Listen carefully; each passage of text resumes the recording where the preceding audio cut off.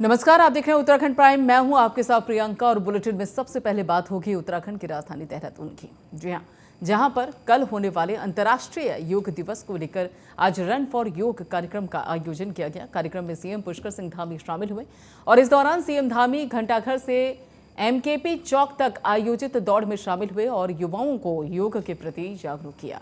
तो हम खबर आपको बता दें, देहरादून से है। ये रन फॉर योग कार्यक्रम का आयोजन किया गया है। कार्यक्रम में सीएम धामी शामिल हुए। युवाओं संग सीएम धामी ने दौड़ लगाई है। देखिए तस्वीरें भी आपकी टेलीविजन स्क्रीन पर, बहुत ही ऊर्जात्मक तस्वीरें हैं ये और किसी को भी उत्साह से भर देने वाली तस्वीरें। पुष्कर सिंह धामी उत्तराखंड की जिम्मेदारी को, उत्तराखंड के मुख्यमंत्री के पद को दोबारा संभालने के बाद, लोगों से जुड़ने के लिए, चंपावत का उपचुनाव जीतने के बाद लगातार पुष्कर सिंह धामी हर वो प्रयास करते हैं जिसके चलते वो उत्तराखंड की जनता से रूबरू हो सकें।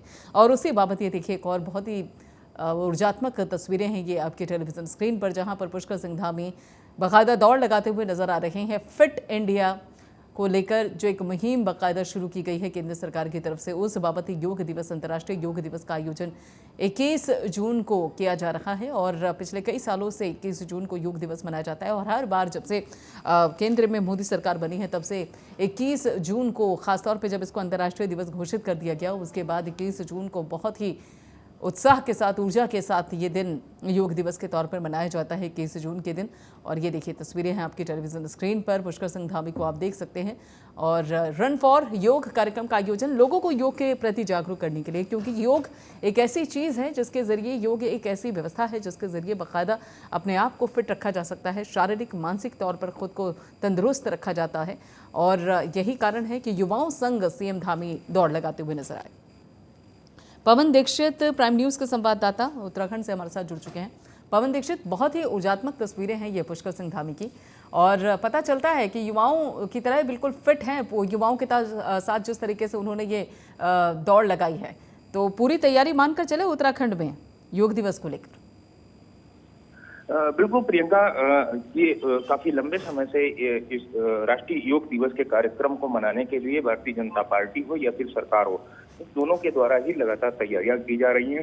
जहां एक और मुख्यमंत्री पुष्कर सिंह धामी ने आज योग दिवस से एक दिन पहले ही सुबह सुबह जो रोड दौड़ लगा करके वहां पे एक योगा किया, रिहर्सल किया गया। इस मौके पर तमाम कार्यकर्ता, तमाम सरकारी तंत्र वहां पर मौजूद रहा। वहीं कल योगा का कार्यक्रम है, उसको बेहतर ढंग से मनाने के लिए जहां एक और सरकार ने तैयारियां की है, मुख्यमंत्री पुष्कर सिंह धामी स्वयं योग दिवस के मौके पर योग की जो राष्ट्रीय राजधानी कहा जाता है ऋषिकेश को, वहां पर मौजूद रहेंगे।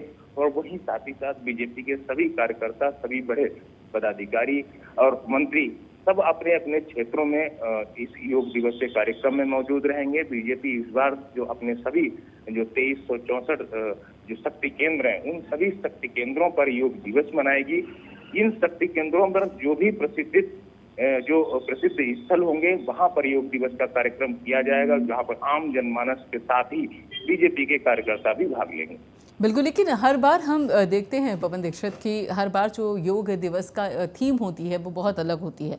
हर साल उसमें कुछ नया देखने को मिलता है। उत्तराखंड में योग दिवस, हालांकि पूरे विश्व में योग दिवस ये मनाया जाएगा, लेकिन उत्तराखंड में भी क्या इस बार कुछ नई चीज़ें देखने को मिलेंगी, कुछ नई थीम देखने को मिलेगी, कुछ नए आयोजन देखने को मिलेंगे क्या?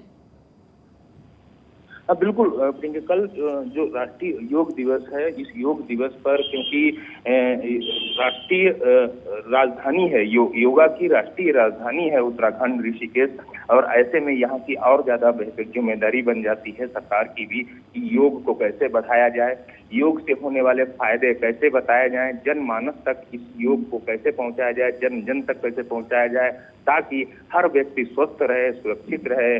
और जब स्वस्थ लोग होंगे तो स्वस्थ राष्ट्र का निर्माण हो सकेगा। इस संदेश के साथ में इस कार्यक्रम का आयोजन जगह जगह किया जाएगा। हर शक्ति केंद्र पर इसका आयोजन किया जा रहा है, जिसमें कल मुख्यमंत्री पुष्कर सिंह धामी ऋषिकेश में जहां मौजूद रहेंगे, वहीं देश के प्रधानमंत्री नरेंद्र मोदी भी योगाभ्यास में कहीं, क्योंकि पिछली बार कोविड काल से पहले योग जब होता था, क्योंकि कोविड के वजह से योग का जो कार्यक्रम है वो काफी सूक्ष्म तरीके से मनाया गया 2 वर्षों तक, लेकिन उससे पहले प्रधानमंत्री नरेंद्र मोदी भी एक बार उत्तराखंड में भी योग दिवस की शुरुआत करने के लिए योग दिवस के मौके पर उत्तराखंड पहुंचे थे, जहां से उन्होंने बड़ा संदेश दिया था। कल भी प्रधानमंत्री के द्वारा भी कहीं न कहीं संदेश दिया जाएगा।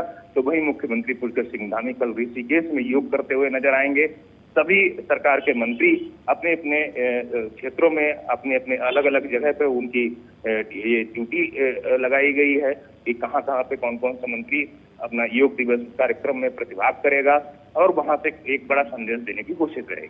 बिल्कुल। और जिस तरीके से पवन दीक्षित आज यहाँ पे पुष्कर सिंह धामी बाकायदा युवाओं के साथ दौड़ लगाते हुए नजर आ रहे हैं, उससे साफ पता चलता है कि वो एक जागरूकता लोगों तक पहुंचाने की कोशिश कर रहे हैं कि देखिए 21 जून है, योग दिवस है, सुबह उठिए और योग कीजिए, अपने मन को अपने शरीर को बिल्कुल स्वस्थ रखिए। आप हमारे साथ जुड़े रहिए पवन दीक्षित। तो ये तस्वीरें जो आप देख रहे हैं देहरादून से हैं और पुष्कर सिंह धामी जो कि इस वक्त युवाओं के साथ दौड़ लगा रहे हैं। सीधा संदेश है कि 21 जून को, बल्कि 21 जून को ही नहीं, हर रोज़ योग करना शरीर के लिए, मन के लिए, मस्तिष्क के लिए बहुत ही लाभकारी होता है। और इसी के चलते ही ये जागरूकता यहाँ पे पुष्कर सिंह धामी दौड़ लगाकर, युवाओं के साथ दौड़ लगाकर बाकायदा पहुँचाते हुए ये मैसेज लोगों को, उत्तराखंड के लोगों को देते हुए नजर आ रहे हैं।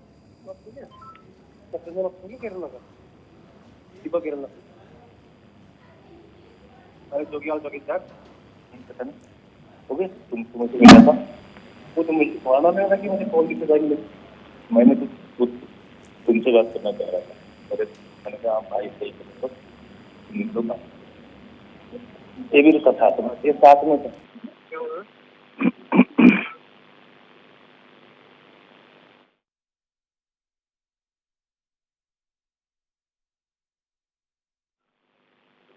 स्वयं तो कहा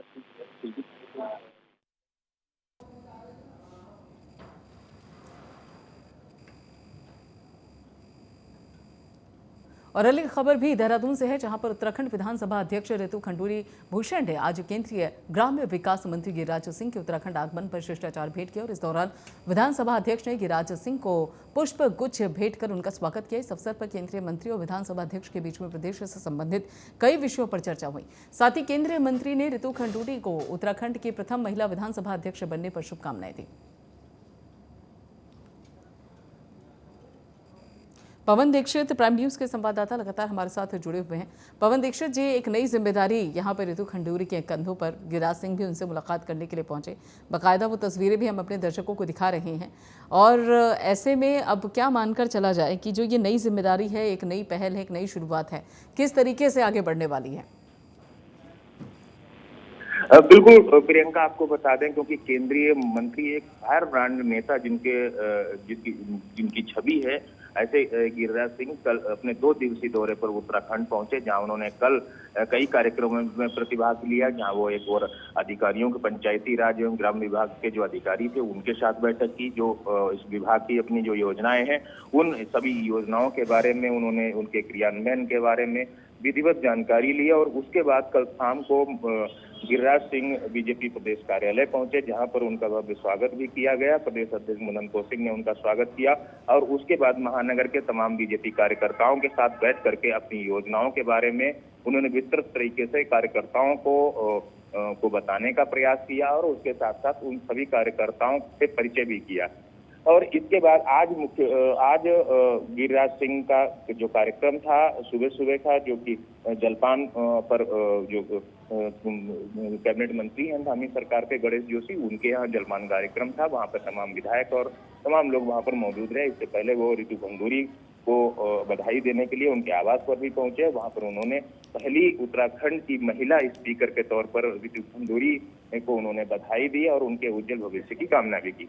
बिल्कुल। और ऐसे में पवन दीक्षित, जब केंद्रीय पंचायती राज मंत्री वहां पर पहुंचते हैं, यानी कि गिरिराज सिंह वहां पर पहुंचते हैं, पुष्प गुच्छ देखकर जो उत्तराखंड की पहली महिला विधानसभा जो अध्यक्ष हैं उनको मिलकर उनका स्वागत करते हैं, लेकिन जब ग्राम पंचायती मंत्री वहां पर पहुंचे तो क्या मानकर चला जाए कि उत्तराखंड के जो पहाड़ी क्षेत्र हैं, जो वहाँ पर गाँव के क्षेत्र हैं जहाँ खेती बाड़ी होती है, तो उस बाबत भी कोई सौगात लेकर पहुँचे हैं या उस बाबत भी जो उत्तराखंड का एक प्रशासनिक अमला है उसके साथ बातचीत करेंगे कि किस तरीके से उस क्षेत्र में भी उत्तराखंड का विकास किया जा सके?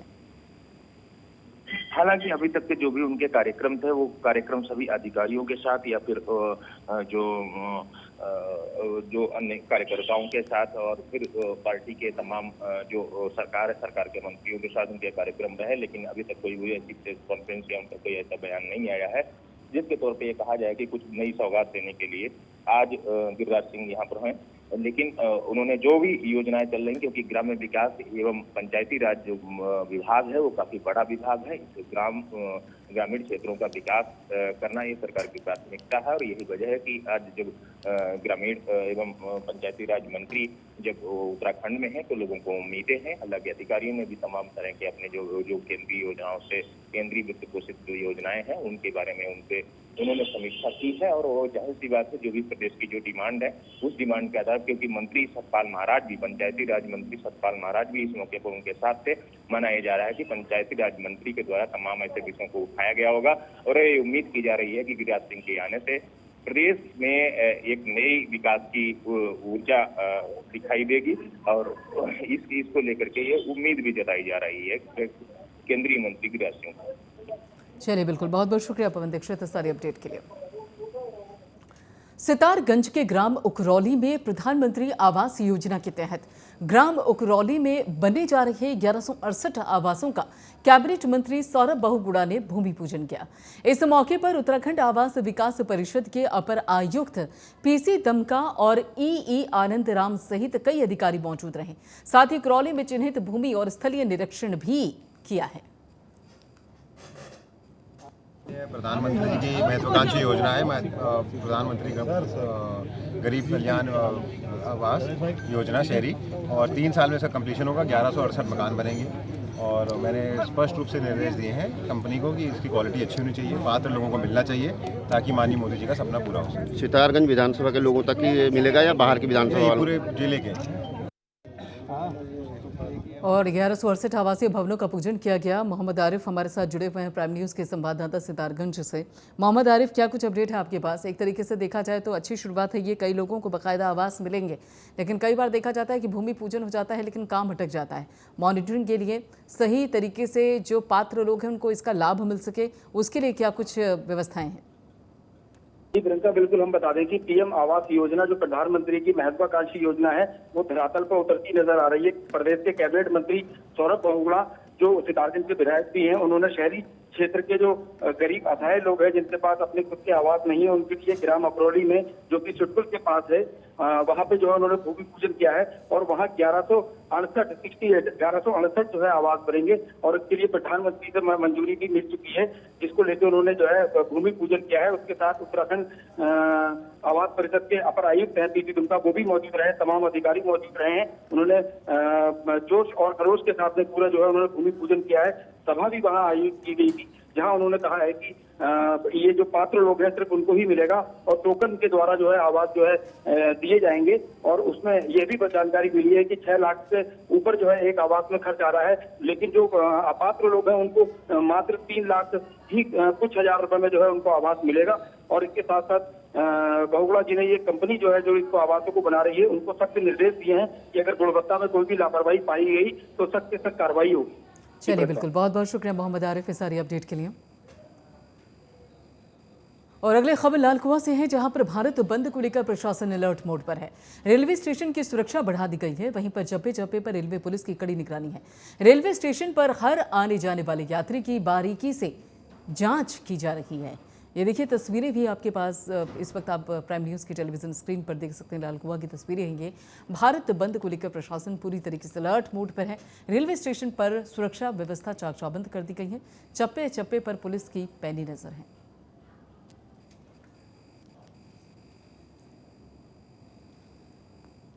तो ये तस्वीरें हैं आपकी टेलीविजन स्क्रीन पर। रेलवे स्टेशन पर सुरक्षा बढ़ा दी गई है क्योंकि जिस तरीके से छात्रों का प्रदर्शन देखने को मिल रहा है उस बाबत उत्तराखंड में भी सुरक्षा चाक चौबंद है। उधर मसूरी में घूमने आए पर्यटकों और साथ ही 2 स्थानीय युवकों के बीच मामूली कहासुनी के बाद जमकर बवाल हो गया। इस दौरान पर्यटकों ने दोनों युवकों पर धारदार हथियार से हमला कर दिया। हमले में दोनों युवक गंभीर रूप से घायल हो गए, जिन्हें इलाज के लिए नजदीकी अस्पताल में भर्ती करवाया गया। फिलहाल पुलिस ने पीड़ितों की शिकायत पर अज्ञात हमलावरों के खिलाफ मुकदमा दर्ज कर लिया है और मामले की जांच में जुट गई है। तो पर्यटकों ने स्थानीय युवकों को पीटा और घटना में 2 युवक गंभीर रूप से घायल हुए। पुलिस पूरे मामले की जांच में जुटी हुई है।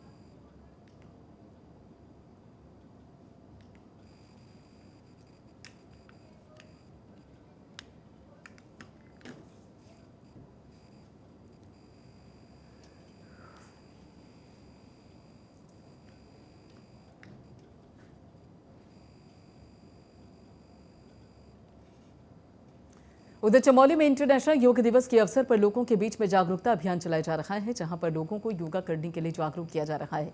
आपको बता दें कि इस आयोजन में कलेक्ट्रेट परिसर में गोपनीय मंदिर तक रन फॉर योगा कार्यक्रम का आयोजन किया गया है।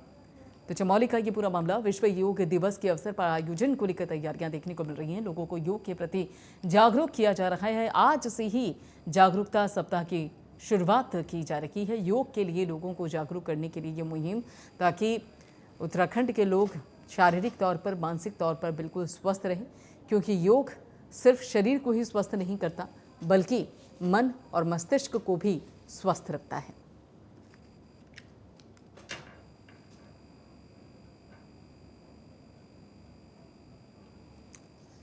तो विश्व योग दिवस को लेकर यह अभियान चलाया जा रहा है और आपको बता दें कि योग दिवस की शुरुआत 2014 के बाद से हुई थी, जब नरेंद्र मोदी देश के प्रधानमंत्री बने थे और उस दौरान तभी से ये मुहिम थी कि किस तरीके से योग को अंतर्राष्ट्रीय स्तर पर पहचान दिलाई जाए।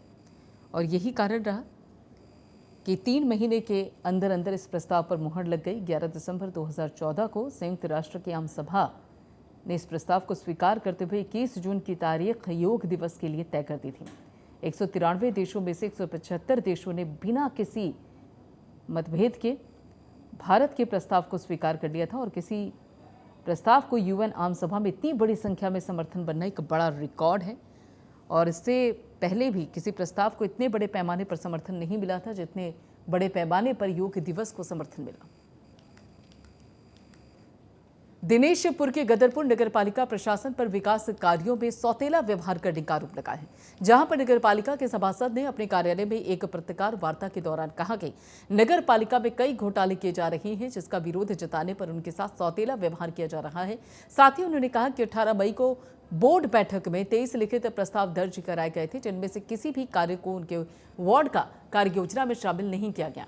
आगे नगरपालिका के सभासद ने कहा कि उनका जान माल का खतरा बना हुआ है।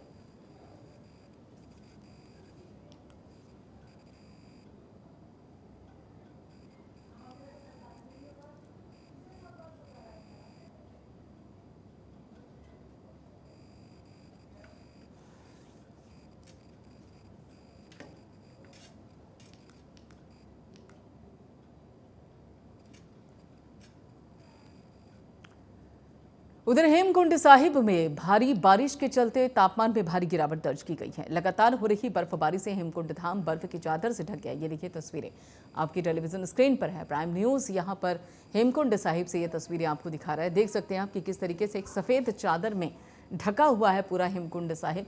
और जिस तरीके से बर्फबारी हो रही है उस तरीके से हाँ, आम जन को थोड़ी दिक्कतें ज़रूर हो रही है, पर्यटकों को भी दिक्कतें हो रही है, लेकिन जो ये मंजर है उसे देखने के लिए ही भारी संख्या में पर्यटक वहाँ पर पहुँचते भी हैं। लगातार हो रही बारिश से बद्रीनाथ नेशनल हाईवे बार बार बाधित हो रहा है, क्योंकि इस बर्फबारी से जहाँ पर्यटकों को लुत्फ मिल रहा है तो वहीं दूसरी तरफ आवागमन को लेकर काफ़ी समस्याएं देखने को मिल रही हैं। हेमकुंड धाम बारिश से मार्ग बार बार बाधित हो रहा है, पर्यटकों को लिए भी दिक्कत हो रही है, क्योंकि यही वो सुहावना मौसम होता है जिसे देखने के लिए पर्यटक वहाँ पर पहुँचते हैं, हेमकुंड साहिब में मत्था टेकते हैं। लेकिन इस वक्त ये जो तस्वीरें हैं बेहद रोमांचक तस्वीरें हैं। हालांकि आवागमन को लेकर और रास्तों को लेकर दिक्कतें ज़रूर पेश आ रही हैं, लेकिन इस वक्त अगर आप हेमकुंड साहिब की तस्वीरें देखेंगे तो आप देखेंगे कि पूरा हेमकुंड साहिब इस वक्त सफ़ेद रंग की चादर से ढका हुआ है, बर्फ़ से ढका हुआ है। भारी बर्फबारी वहाँ पर हो रही है हेमकुंड साहिब में। और ये देखिए तस्वीरें आपकी टेलीविज़न स्क्रीन पर है। तापमान में बताया जा रहा है कि इस बर्फबारी के चलते भारी गिरावट आई है।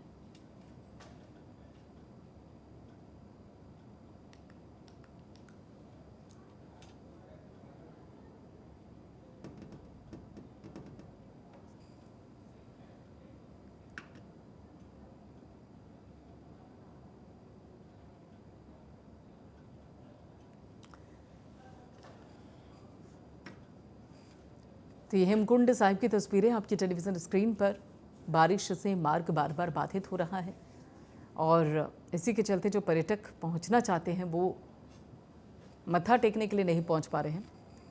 और ये तस्वीरें इस बात की गवाह हैं कि इस वक्त हेमकुंड साहिब में किस तरीके की मौसम बना हुआ है। और रुख कर लेते हैं अल्मोड़ा का, जहां पर जैती गांव में पानी के संकट से ग्रामीण बेहद परेशान हैं।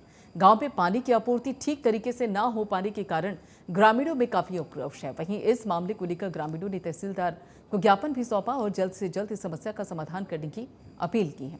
तो ये जो आप तस्वीरें देख रहे हैं अल्मोड़ा के जैती गांव की है, जहां पर पानी का संकट इस कदर बना हुआ है कि लोग बेहद परेशान हैं और पेयजल की समस्या को लेकर डीएम के पास पहुंचे, वहां पर ज्ञापन सौंपा है और ये गुजारिश की है कि जैती गांव में पानी का जो संकट है उसे जल्द से जल्द दूर किया जाए। और ग्रामीणों में इसी पेयजल समस्या को लेकर बेहद आक्रोश देखने को मिल रहा है। पेयजल की समस्या को लेकर ज्ञापन सौंपा गया है डीएम को और डीएम ने भी आश्वासन दिया है जैती गांव के लोगों को कि जल्द ही उनकी समस्या का समाधान किया जाएगा।